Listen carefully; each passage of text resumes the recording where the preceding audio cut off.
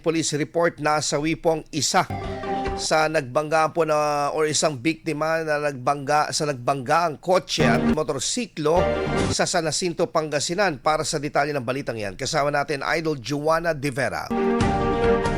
104.7 IFM Report.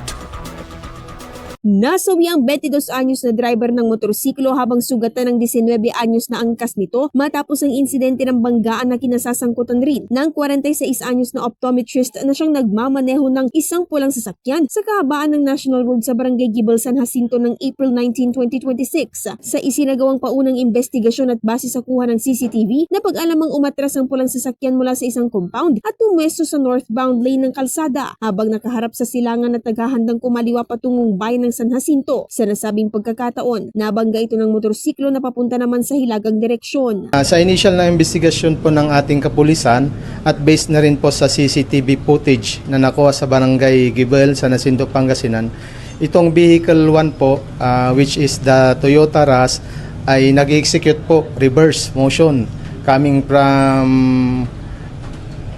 Caliso compound. Na-occupy niya po yung isang lane natin, northbound, habang ito namang vehicle to natin, which is the motorcycle, ay galing po ng Manawag papunta dito sa San Jacinto proper, at hindi napansin yung pag-execute ng Toyota Rush. Yun po, nabangga niyo po sa may likurang bahagi ng ang Toyota Rush po.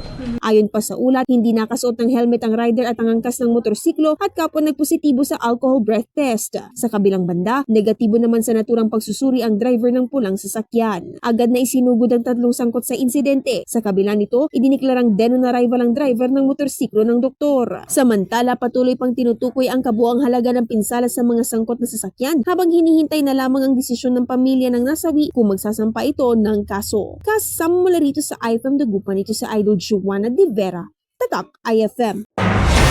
IFM News. IFM News. IFM News.